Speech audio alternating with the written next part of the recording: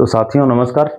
देखिए, कल आपका जो है यूपीएसआई का पेपर है और मुझे समय वास्तव में जो है बहुत कम मिल पाया।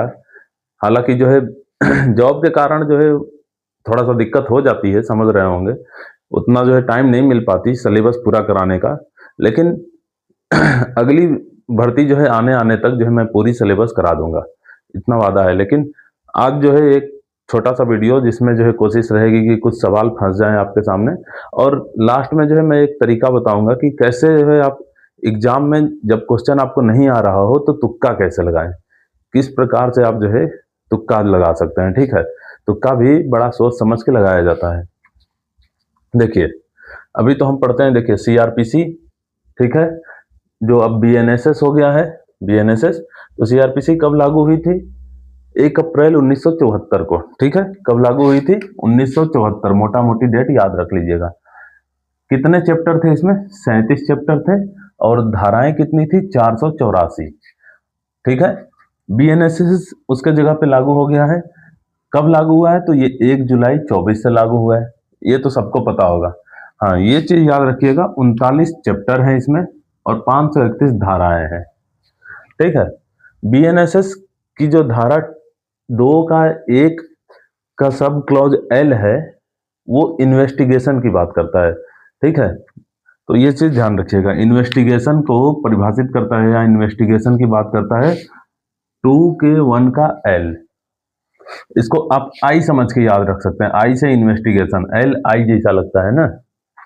वारंट की आवश्यकता कब पड़ती है, यानी कि वारंट की आवश्यकता कितने जो है समय की, आप तो कह सकते हैं कि कितने समय की क्राइम मतलब सजा को जो है जब दिया जाता है तो वारंट की आवश्यकता होती है। तो वारंट की आवश्यकता देखिए सीधे कोई ऐसी क्राइम जिसमें मृत्यु दंड दिया जा सके या फिर आजीवन कारावास। तो हालांकि ये तो जो है आपसे पूछा नहीं जाएगा, ये वाली जो है ज्यादा इंपॉर्टेंट होने के चांसेस है कि 2 साल से ज्यादा का अगर कोई सजा वाला अपराध है तो उसमें वारंट की आवश्यकता पड़ती है। ठीक है, 2 साल से ज्यादा की।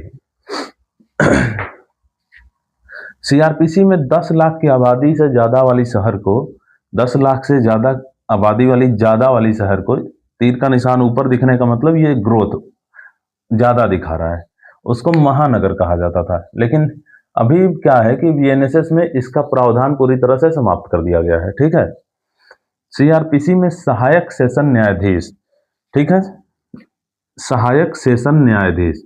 देखिए, सेशन न्यायाधीश होता है, सहायक सेशन न्यायाधीश होता है, थोड़ा सा नीचे लेवल पे जाएंगे तो सीजेएम होता है, चीफ जुडिशियल मजिस्ट्रेट, ठीक है, फर्स्ट क्लास मजिस्ट्रेट, ऐसे ऐसे होते हैं। तो देखिए, सहायक सेशन न्यायाधीश 10 वर्ष तक की सजा दे सकता है। ठीक है, ये कब था? सीआरपीसी में। लेकिन अभी क्या है कि बीएनएसएस में इस वाले सिस्टम को हटा दिया गया है। बीएनएसएस में सहायक सेशन न्यायाधीश के प्रावधान को हटा दिया गया है। सेशन न्यायाधीश से ही कार्य होता है या फिर उसके नीचे अन्य जो न्यायाधीश होते हैं। देखिए, मुख्य न्यायिक मजिस्ट्रेट सीजेएम जिसको बोल रहे थे, चीफ जुडिशियल मजिस्ट्रेट, कितने वर्ष तक का कारावास का सजा सुना सकता है? 7 वर्ष। इसका मतलब यह है कि यह मृत्यु दंड नहीं दे सकता। क्लियर है ना? मुख्य न्यायिक मजिस्ट्रेट 7 वर्ष तक की कारावास का ही बस सजा सुना सकता है। अच्छा, सत्र न्यायाधीश जिसको हम लोग सेशन न्यायाधीश, सेशन जज बोलते हैं, वो मृत्यु दंड तक दे सकता है। मतलब कारावास तो दे ही सकता है, 14 साल 10 साल ऐसे सजा भी दे सकता है, लेकिन वो मृत्यु दंड तक दे सकता है। लेकिन मृत्यु दंड के मामले में हाई कोर्ट से पुष्टि करनी पड़ेगी।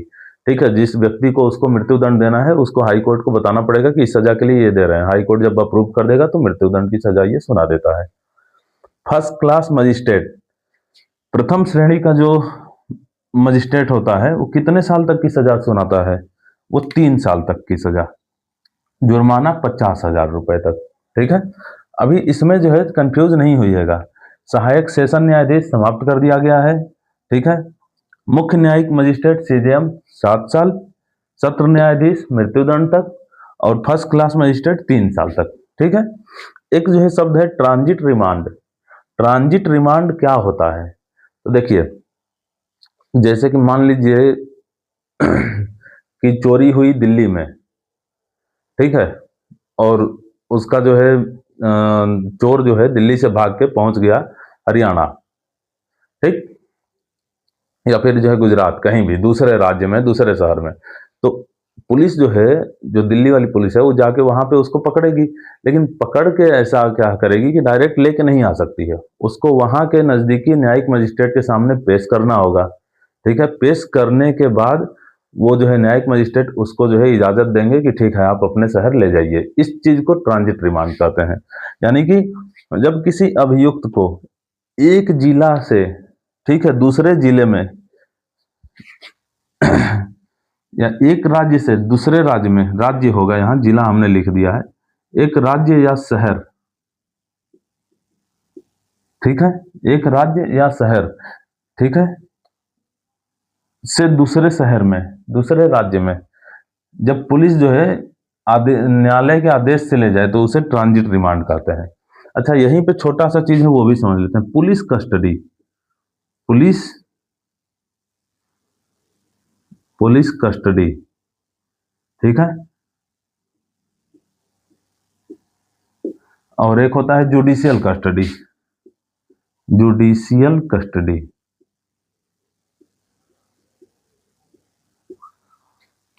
पुलिस कस्टडी होता है क्या कि 15 दिन का, यानी कि पुलिस जो है, ये कौन करता है, ये मजिस्ट्रेट जो है पुलिस को जो है आदेश देते हैं कि आप अपने यहाँ पुलिस लॉकअप में इस व्यक्ति को रख के जो भी कार्रवाई बची है वो आगे की करिए। जब जो है देखा जाता है कि बहुत लंबे समय तक कार्रवाई ये चल रही है, इंक्वायरी चल रही है, ठीक है, तब उसको पुलिस कस्टडी से हटा के जुडिशियल कस्टडी में लाया जाता है। जुडिशियल कस्टडी 60 या 90 दिन के होते हैं, 60 या फिर कम गंभीर है तो 60 दिन, ज्यादा गंभीर वाला मामला है तो 90 दिन, ठीक है। तो अभी इसको मिटाते हैं, फिर 2-4-10 पॉइंट और है, उसके बाद फिर हम देखिए अगला जो सवाल है, बीएनएसएस की धारा 144 भरण पोषण की बात करता है, और ये किस पे लागू नहीं होगा, व्यभिचारिणी पत्नी पे, यानी ऐसी पत्नी जो कि दूसरे के साथ संबंध बना रही हो या फिर जो है दूसरे के साथ रह रही हो, उस पे जो है भरण पोषण नहीं दिया जाएगा, ठीक है। सीआरपीसी की धारा 154 अभी 173 हो गई है, एफआईआर की बात करती है, फर्स्ट इंफॉर्मेशन रिपोर्ट, यानी कि केवल संज्ञेय अपराध में ही ये एफआईआर जारी किए जाते हैं, यानी लिखे जाते हैं। संज्ञेय अपराध का मतलब ऐसे अपराध से है जिनको बिना वारंट के किसी को गिरफ्तार किया जा सके, ठीक है।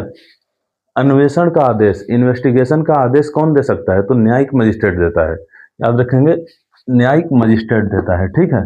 बीएनएसएस की धारा 179, ठीक है, बालक की बात करती है, और उसमें एज क्राइटेरिया आप याद रखिएगा 15 से लेके 60 वर्ष एज जो है रखा गया है कि 15 वर्ष से अधिक और 60 वर्ष से कम बीएनएसएस में। सीआरपीसी में ये 65 था।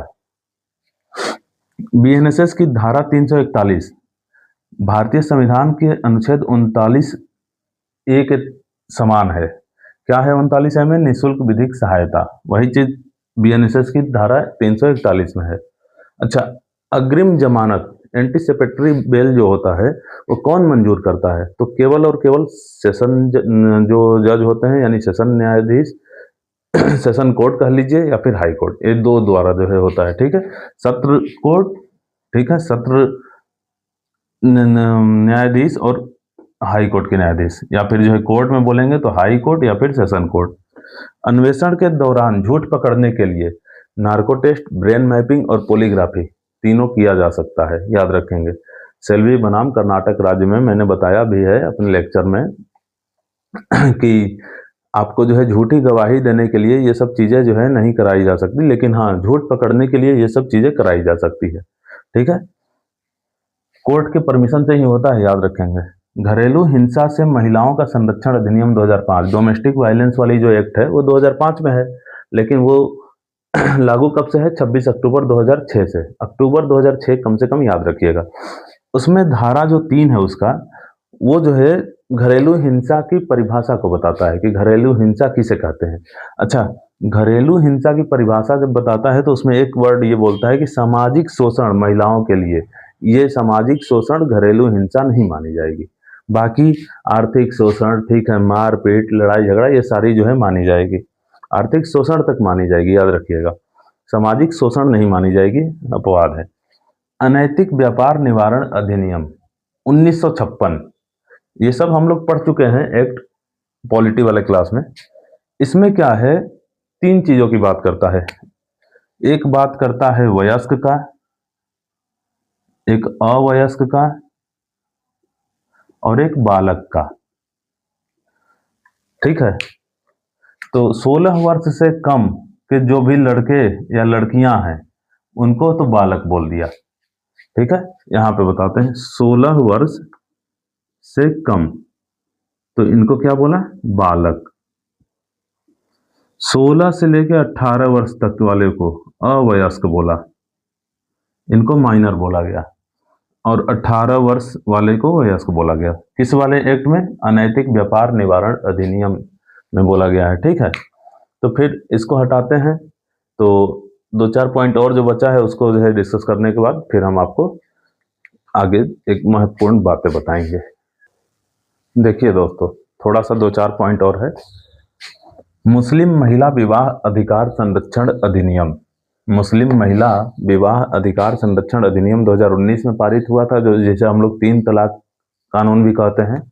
इसके ये जो है कब लागू हुआ था, 19 में जो है पारित हुई है और लागू 18 से हुई है, यानी बैक डेट से लागू हुआ है। ठीक है, तलाक ए बिद्दत, 2 तरह की तलाक होती है, तलाक ए सुन्नत और तलाक ए बिद्दत। इसमें तलाक ए बिद्दत को अवैध मान लिया गया है। ठीक है, एक सम्मेलन देखिएगा पर्यावरण से रिलेटेड, स्टॉकहोम सम्मेलन स्वीडन में हुआ था 5 जून 1972 को। ठीक है, बस आप जानते रहिए। पृथ्वी सम्मेलन जिस 1992 जो कि रियो डी जेनेरियो में हुआ था, एजेंडा 21 भी कहते हैं। ठीक है, अब चूंकि ये बताया क्यों, क्योंकि पर्यावरण संरक्षण अधिनियम भारत में आया था 1986 में, तो संपूर्ण भारत पर 1986 से ही ये लागू है। ठीक है, एक और एक्ट देखते हैं, केंद्रीय प्रदूषण नियंत्रण बोर्ड। ठीक है, पर्यावरण संरक्षण जो है तो हो गया। अब केंद्रीय प्रदूषण नियंत्रण बोर्ड की स्थापना कब की गई है, 1974 में। और ये क्या कार्य करता है, प्रदूषण के लिए, प्रदूषण नियंत्रण के लिए कार्य करने वाला सर्वोच्च संस्था है। ठीक है, प्रदूषण नियंत्रण का कार्य करता है कौन, केंद्रीय प्रदूषण नियंत्रण बोर्ड 1974 में जिसको स्थापित की गई थी। अच्छा, पर्यावरण संरक्षण, ठीक है, केंद्र सरकार की शक्ति पर्यावरण संरक्षण के लिए केंद्र सरकार जो है अपनी शक्ति का प्रयोग करके एनजीटी, हालांकि जो है आदेश दिया था कोर्ट ने। ठीक है, एनजीटी का गठन किया 2010 में, नेशनल ग्रीन ट्रिब्यूनल, यानी कि राष्ट्रीय हरित प्राधिकरण। ये कार्य क्या करता है, पर्यावरण संबंधी मुद्दा का तुरंत निपटारा करता है। ठीक है, अब देखिएगा, जल प्रदूषण निवारण एवं नियंत्रण अधिनियम 1974, इसी के तहत ये जो है गठन हुआ था। ठीक है, जल प्रदूषण निवारण एवं नियंत्रण अधिनियम 1974 याद रखिएगा। वन्य जीव संरक्षण अधिनियम 1972, वन्य जीव संरक्षण अधिनियम 1972 में 2 पॉइंट ज्यादा ध्यान रखने लायक है। एक है राष्ट्रीय परिषद और एक है राष्ट्रीय वन्य जीव बोर्ड, दोनों के अध्यक्ष प्रधानमंत्री होते हैं। ठीक है, अब देखिए, फिलहाल मेरे पास थोड़ा सा समय का और अभाव है, और आपको 2-4 पॉइंट बता देते हैं कि गेस कैसे करेंगे, आप तुक्का कैसे लगाइएगा एग्जाम में। ठीक है, ये सब बताने के बाद फिर देखिए, इसको बताने से पहले, तुक्का वाला जो है पोजीशन बताने से पहले मैं आपको जो है 2-4 पॉइंट बता देता हूं, जिनको आज, अगर जो आज हमारी वीडियो देख पा रहे हैं वो मानव अधिकार संरक्षण अधिनियम, मानव अधिकार संरक्षण अधिनियम 1993 में आई थी, ये वाली। ठीक है, पीआईएल, थोड़ा सा पीआईएल के बाद आप जो पढ़ सकते हैं, सबसे इंपॉर्टेंट वो चीजें मैं बता रहा हूं। ठीक है, ह्यूमन राइट वाला जो है पढ़ लीजिएगा, पीआईएल पढ़ लीजिएगा, आईटी एक्ट पढ़ लीजिएगा, बस बहुत थोड़ा सा 2000 आईटी एक्ट 2000 वाला, और मोटर व्हीकल एक्ट पढ़ लीजिएगा, मोटर व्हीकल एक्ट 1988 वाली। ठीक है, उसमें मेन चीज, हेलमेट के लिए क्या जुर्माना है, ठीक है, लाइसेंस के लिए, ठीक है, ये सब चीजें, हैवी वाहन किसे कहते हैं, लाइट वाहन किसे कहते हैं, ये सब बहुत जो जनरल यूज की चीजें हैं। उसके अलावा जो है अगर आपको पढ़ना है रिवीजन के बेस पे, तो आप पढ़ लीजिएगा इमरजेंसी, इमरजेंसी आप पढ़ लीजिएगा आर्टिकल 200, 200A, और पढ़ लीजिएगा